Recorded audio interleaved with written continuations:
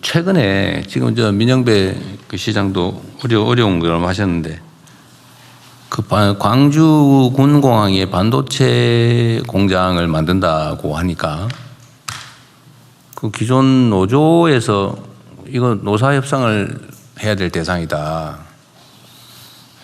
노동쟁이 대상이 된다.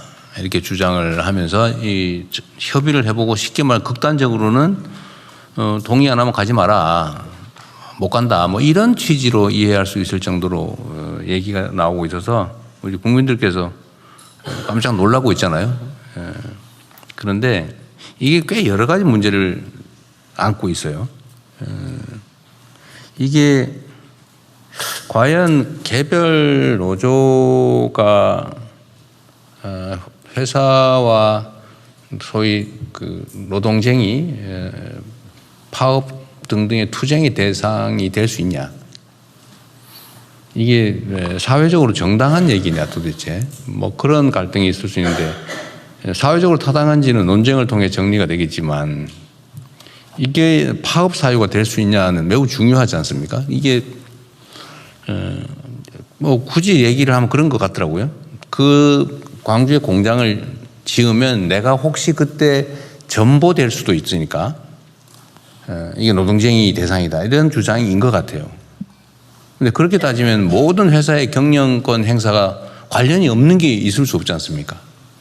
그렇습니다. 예를 들면 뭐 상속 문제도 누구한테 팔면은 저 사람이 악덕 사업주가 돼가지고 노동 조건을 더 악화시킬 가능성이 있다. 그러면 경영권 매각도 문제가 될 거고 이런 식으로 하면 끝이 없잖아요. 결국은 이거는 일정한 기준을 정해줘야 될 것 같아요.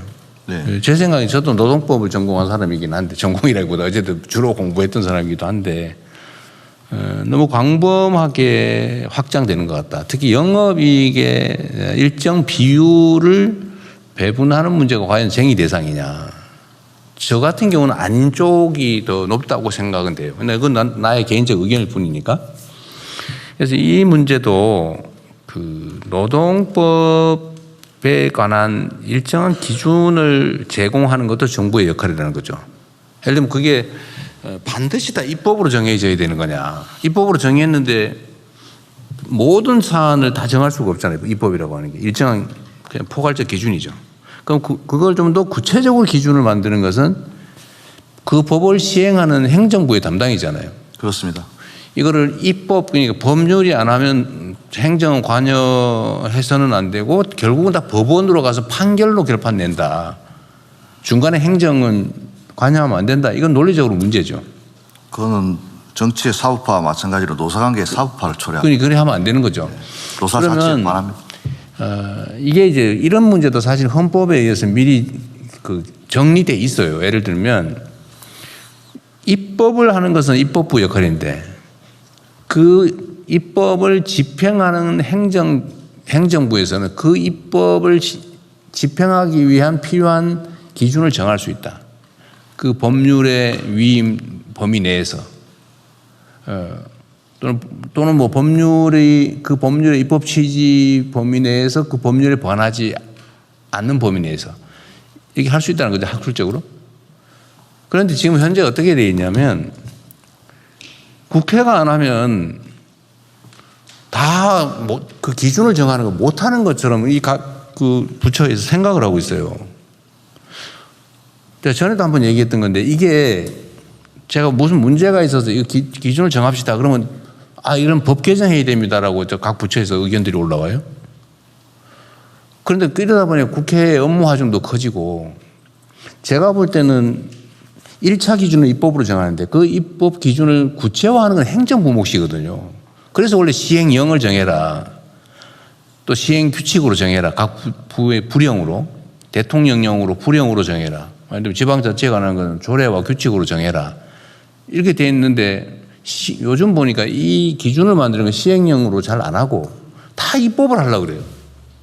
그래서 지금 노동부는 지금 이번에 이 문제 특히 그 노동쟁이 대상이 확장됐지 않습니까? 그 노란봉투법이라고. 네. 근데 그 기준을 놓고 현장에서 막 분쟁이 발생하잖아요. 근데 이거를 지금 노동위원회 나오셨어요? 노동위원회는 아직 안 나왔습니다. 안 나왔어요? 네, 참석 대상이 아닙니다. 지금 노동위원회가 결정을 분쟁이 발생했을 때 노동위원회가 정하죠.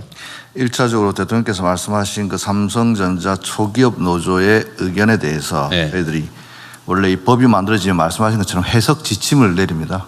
가이드라인도 내리고 예를 들어서 근로조건에 영향을 미치는 사업 경영상의 결정 과연 거기에 해당되는지에 대해서 저희들이 여러 가지 사례들을 중심으로 해석 지침을 내렸는데 그 기준에 비하면 해당하지 않는 것으로 판단됩니다. 기준을 이미 만들었어요? 그렇습니다.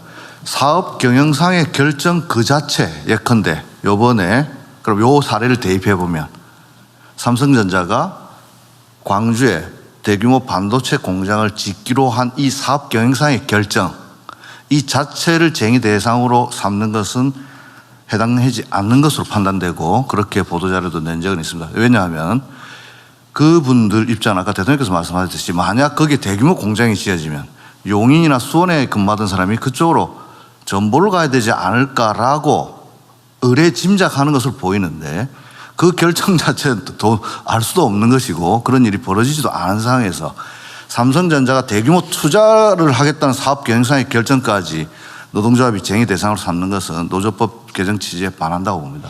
소위 경영 인사권이라고 하는 것도 있고 이제 근로 조건에 관계가 있는 그 경영상의 결정이 있을 수 있는데 이 한계가 조금 모호하다 이 말이에요. 그러니까 이럴 때 네.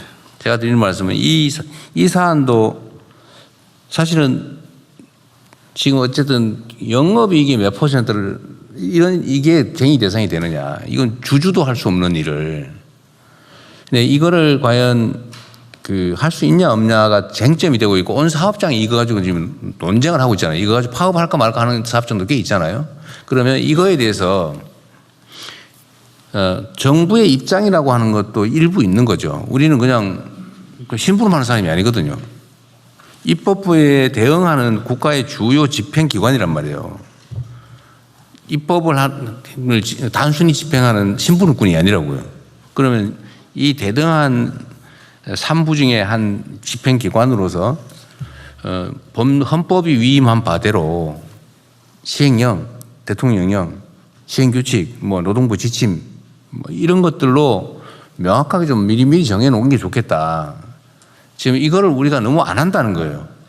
그게 여러 가지 이유가 있어요. 아까 얘기한 대로 혹시 나중에 직권남용으로 혹시 되지 않을까 이런 거 있잖아요. 무조건 웬만하면 안 하려고 그래요. 했다가 문제가 될까 봐 아예 안 해요, 그냥.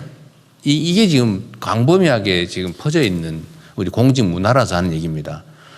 책임을 져야죠. 그런 권한이 있으면 책임을 져야 되는데 노동부도 다른 부처도 마찬가지입니다. 다른 부처들도 해당되는 법률이 만들어지면 또 거기서 부족함이 있으면 일단 불형으로 스스로 만드는 규칙으로 시행규칙으로 할 수 있냐를 먼저 검토하고 만약 그게 근거가 좀 부족하다 그러면 시행령을 만들고 해결할 수 있는지를 고민하고 이건 법률로 하면 안 된다라고 판단이 되면 그때서야 마지막으로 입법을 국회에다 요청을 하는 게 맞는 거죠. 근데 지금 너무 이 과정들이 생략돼 있다. 이게 나중에 여러 가지 이유가 있어요. 그래서 이 노동부 문제 얘기하면 제가 다른 부처들도 좀 참고하라고 드리는 말씀입니다.